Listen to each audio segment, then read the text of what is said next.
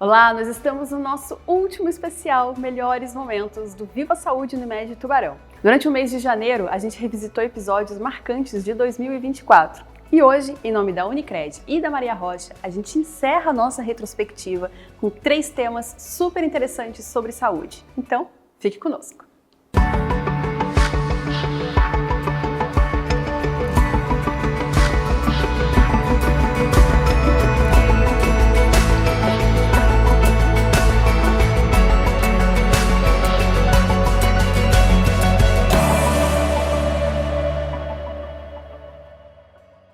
E a gente começa falando sobre as dores no ombro, uma articulação complexa que pode ser afetada por diversos problemas, como desgaste natural, bursite, tendinite, rupturas e artrite. Essas condições podem dificultar os movimentos e causar desconforto. Vamos relembrar os melhores momentos do episódio com o ortopedista, o Dr. William Nandi.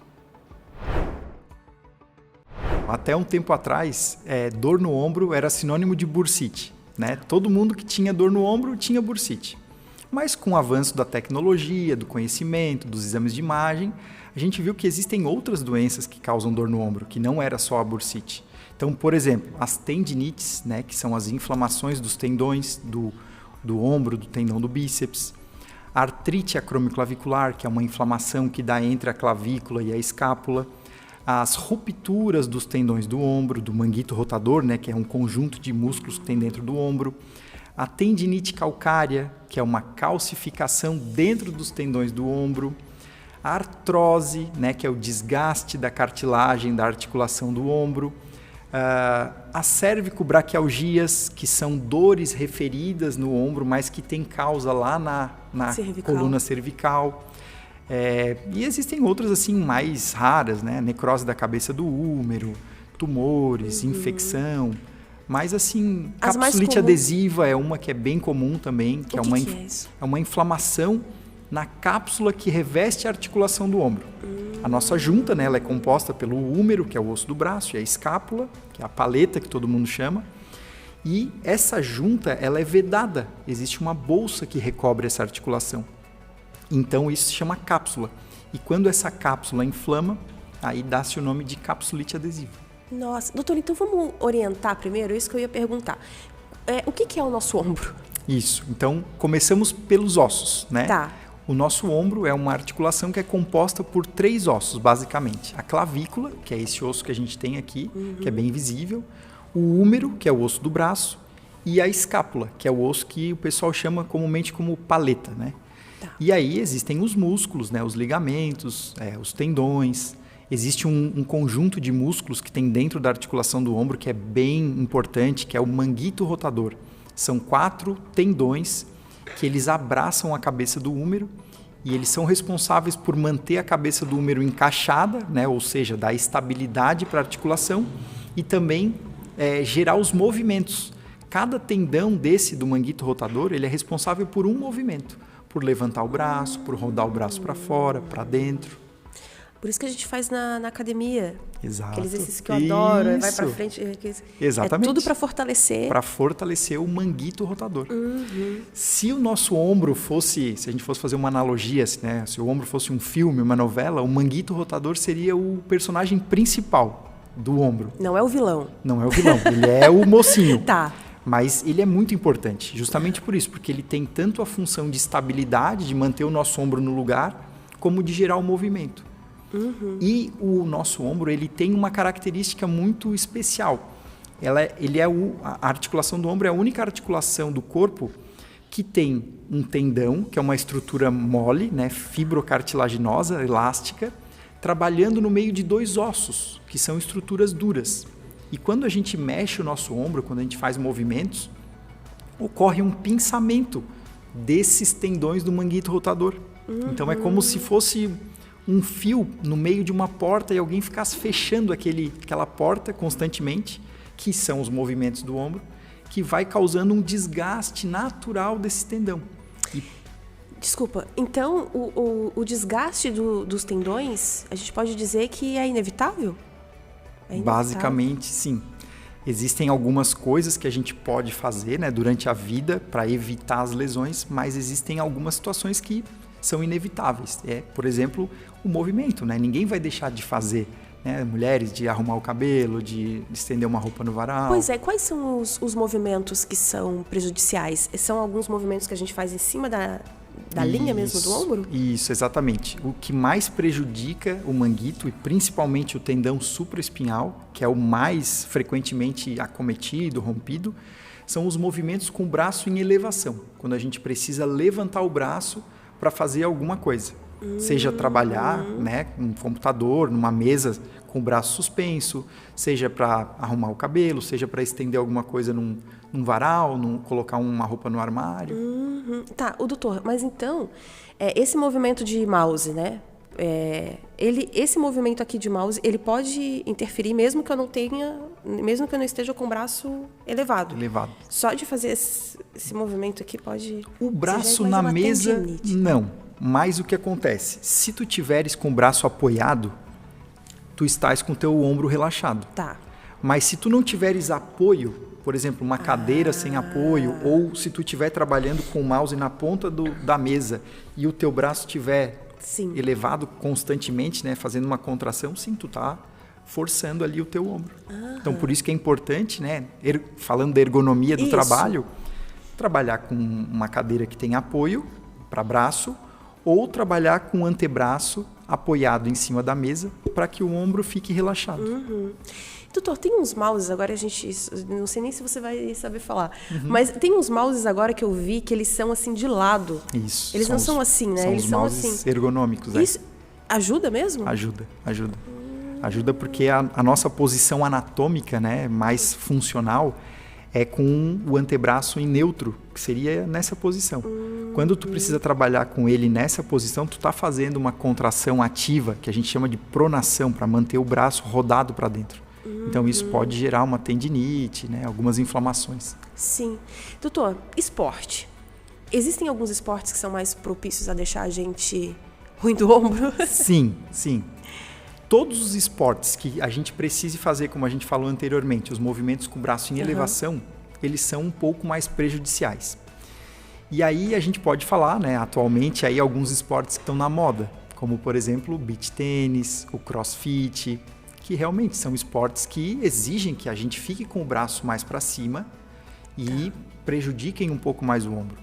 Mas tem algumas coisas interessantes. Eu fui fazer uma revisão dos estudos, da literatura, porque muito se fala, né, que o crossfit é um esporte que machuca muito. Todo mundo tem essa ideia, né? Eu não faço por isso. Crossfit machuca. Sim.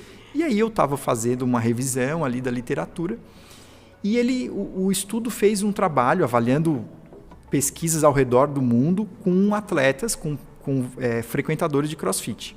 E eles viram que a média de prevalência de lesões é de 30%. Ou seja, se a gente pegar 1.000 pessoas que fazem crossfit no mundo, 30% relatam alguma lesão ao longo do seu período de esporte. E em nome da Unicred e da Maria Rocha, agora a gente vai falar sobre os marcos de desenvolvimento infantil na pediatria. Desde antes do nascimento até o final da adolescência, o pediatra acompanha e apoia cada fase de desenvolvimento motor, cognitivo, emocional e social. Vamos relembrar os melhores momentos do episódio com a pediatra doutora Ana Carolina Cancelier. A gente cada vez mais tem visto assim, terem termos como medicina integrativa, né, medicina holística, e na verdade o pediatra sempre foi um médico integrativo e holístico por natureza, no sentido de que a gente cuida da criança, a gente cuida da família, a gente cuida do bebê dentro do útero lá na consulta do pré-natal, a gente cuida do bebê recém-nascido, a gente vai cuidar do lactente, a gente vai cuidar até os 18 anos. Então é uma etapa grande da vida, assim. A gente brinca que toda criança tem que ter um pediatra para chamar de seu, assim, para ter para si para o resto da vida, que é quem vai acompanhar todas as etapas do desenvolvimento. E fora esse acompanhamento contínuo, né, até os 18 anos, é como a gente estava conversando, né, doutora? Existe um problema na criança. Ela primeiro procura o pediatra. Então, um pediatra de confiança também, né, por isso. Mas se ele não encaminha para um outro especialista, o pediatra consegue muitas vezes resolver o problema daquela criança e daquele pai, né? Sim, exatamente. A gente tem em torno de 80% mais ou menos de resolutividade, né? O pediatra tem essa capacidade de conseguir resolver a maioria dos problemas que a criança vai apresentar. E assim, se não resolve, faz o encaminhamento correto. Então, a grande preocupação às vezes da autoprocura, ou por medicamentos, até às vezes acontece, ou por terapias, ou por um especialista, sem o encaminhamento adequado, às vezes a pessoa procura o lado errado. Às vezes, eu acho que o problema é num determinado lugar e é em outro lugar, e daí acaba indo para o especialista errado. Com certeza. Doutora, o pediatra começa na vida de uma criança quando? O pediatra já começa na vida da criança antes de ela nascer. Antes dela nascer. Então, a gente tem uma consulta de pré-natal, né, que é feita no 3º trimestre, onde a gente vai começar a conversar com os pais, vai começar a criar esse vínculo, né, porque isso é extremamente importante. Tu imagina que se a gente pensar que esse profissional vai acompanhar essa pessoa durante 18 anos, que outra especialidade acompanha durante tanto tempo? Às vezes, numa fase tão importante, né? Então, assim, começa lá no pré-natal, quando a gente vai dar as primeiras orientações, amamentação, vacina, os cuidados iniciais com o bebê, que são bem importantes também, mas principalmente a gente vai tirar as dúvidas que os pais têm e vai manter esse contato, porque faz a consulta e, olha, vai ficar com o meu contato, porque o bebê vai precisar fazer uma consulta com 7 dias, até 7 dias. Então, é interessante que esse mesmo profissional que fez a consulta de pré-natal já faça dos primeiros 7 dias. E daí, tendo o contato do pediatra, fica muito mais fácil de depois conseguir uma agenda, enfim, né? Do profissional já conhecer os pais. Sim, exatamente. Né? E até porque, assim, vamos imaginar que o bebê tenha algum problema de saúde intraútero, né? Alguma malformação, alguma coisa que vá precisar de um atendimento mais precoce ou mais rápido possível. Então, é interessante que o profissional que vai dar esse atendimento e que vai acompanhar durante, né, até ele completar 18 anos, é interessante que ele já saiba de tudo isso antes do nascimento, porque daí a gente já sabe todas as necessidades que essa criança vai ter. Doutora, então, por exemplo, se ela já apresenta essa necessidade ali, além do ginecologista que está acompanhando os pais, o pediatra também já pode começar a acompanhar esse bebê dentro Então, vamos pensar assim, o que a gente mais tem são as cardiopatias congênitas, né? As doenças cardíacas, esse bebê vai precisar de um cardiologista, mas o cardiologista precisa de suporte também do pediatra, porque muitas vezes essa criança vai ter dificuldade de ganho de peso, vai precisar de um suporte diferente nutricional. Então, se a gente já sabe isso antes, a gente já entra em contato, então, ou a criança tem uma outra malformação, ou a criança tem alguma condição genética que vai precisar de um acompanhamento especial. Tudo isso a gente já consegue assim, começar a programar o atendimento dessa criança para que ela tenha o melhor atendimento possível. E daí a questão dos profissionais conversando. Então, é um problema de coração, então eu vou falar com o cardiologista que está cuidando da criança para poder me dar esse suporte. Aconteceu isso, a gente pode dar essa medicação ou não, isso pode complicar a situação da criança. Uma criança que tem alguma condição genética, síndrome de Down, síndrome de Turner, que são situações que também demandam cuidados especiais, a mesma situação. Então, a gente tem esse suporte entre os profissionais para que ela seja melhor atendida. Com certeza. E, doutora, a criança nasceu. Eu consegui essa consulta, né, antes dos 7 dias, então é importante levar a criança ao pediatra. Nessa primeira consulta, quais são as orientações, né? Qual é a conversa que vocês têm com os pais dessa criança? Então, essa primeira consulta é feita até 7 dias, justamente para primeiro a gente conseguir ver como é que está toda a questão da amamentação, como é que está a questão de pega, como é que está a questão do peso do bebê, porque a gente espera que ele perca peso. Mas depois ele vai começar a ganhar, então ele não pode perder peso demais. A gente vê se ele está começando a ficar com icterícia, que é aquela coloração amarela, né, do rostinho. A gente vai avaliar o padrão de sono e a gente vai avaliar também como é que está a mãe, como é que está o pai, como é que está essa família recebendo esse bebê novo, se está tudo assim equilibrado, se não está precisando de nenhum apoio diferente. E vai fazer de novo o mesmo exame que o bebê faz quando nasce, que o pediatra faz todo um exame completo. Nessa primeira consulta, a gente reexamina todo de novo, faz todos os reflexos, faz de novo o teste do olhinho, que é para ver o reflexo vermelho, faz de novo todos os outros testes necessários de quando o bebê nasce e faz todos os encaminhamentos se precisar. Então, por exemplo, já fez o teste do pezinho, que é entre o 3º e o 5º dia. Não fez? Tem que fazer. Vai orientar sobre as primeiras vacinas, vai orientar sobre todos os sinais de alarme. Olha, em que situações que tu precisas trazer o teu filho para reavaliar. E eu tenho o hábito de deixar o contato realmente para, se tiver qualquer dúvida, qualquer situação, poder entrar em contato comigo e eu poder orientar. E, doutora, Quais as principais dúvidas dos pais nesse momento? Eu acredito que a amamentação é uma dúvida bem frequente, né? Sim, a amamentação é bem frequente. Então, assim, a gente tem atualmente as consultoras de amamentação que fazem um trabalho muito legal, assim. Nem todas as mães acabam necessitando de um acompanhamento de consultoria. Às vezes, a amamentação está indo relativamente bem, assim, então a gente consegue manusear isso em consultório. Tem muita dúvida com relação à troca de fralda, por exemplo, se usa ou não usa pomada, se usa ou não usa talco, se vai usar lenço umedecido para a limpeza da região do períneo do bebê, como é que cuida do coto umbilical, quais os produtos para o banho, se pode usar perfume. Mas, ultimamente, assim, nesses últimos meses, o que eu mais tenho atendido é a dúvida com relação a se as pessoas podem visitar o bebê quando nasce. E em nome da Unicred e da Maria Rocha, agora a gente vai falar sobre os tumores de pele e ginecológicos. O câncer de pele é uma das formas mais comuns de câncer, representando cerca de 30% dos tumores malignos do Brasil. A exposição excessiva aos raios do sol é a principal causa. Vamos conferir os melhores momentos do episódio com o cirurgião oncológico Dr. Luiz Henrique Locks e entender a importância da prevenção.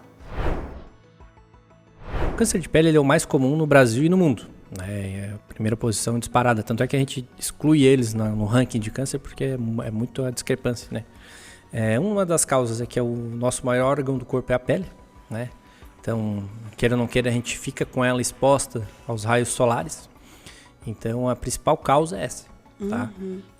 Qual é a principal causa do câncer de pele, né, Aline? É a exposição solar, principalmente na primeira infância, né? Ali até os 10 anos. A gente fala, os dermatos principalmente, né? Eles falam que pessoas que queimar não de bolha, queimar de ficar vermelho, já tem 2 a 10 vezes mais chance de ter um câncer de pele ao longo da vida. Quando criança? Se a pessoa queimou quando criança é pior, né? Então é de 2 a 10 vezes mais. Mas se tu queimou uma vez na vida, tu já tem essa chance aumentada. Ai, doutor, não me fala isso que eu já eu também já. Todo mundo já queimou, né? Eu acho que toda a população brasileira passa aquela pasta branca, assim, de tão queimado que fica. Então já aumenta a chance, né? Claro que o mais comum é o carcinoma, que é aquele câncer que dá aqueles machucadinhos, né? Aquele vermelhinho que não cura, parece uma espinha, né? E aí tu vai num dermato ou num cirurgião e ele tira e manda pra biópsia e vem aqueles carcinomas. Graças a Deus, ainda bem que eles dificilmente dão metástase, né? A gente normalmente resolve eles através de cirurgia e tá resolvido. Claro, dependendo do caso. Tem casos que a gente pega caso muito grande, muito avançado, que aí a conversa é diferente.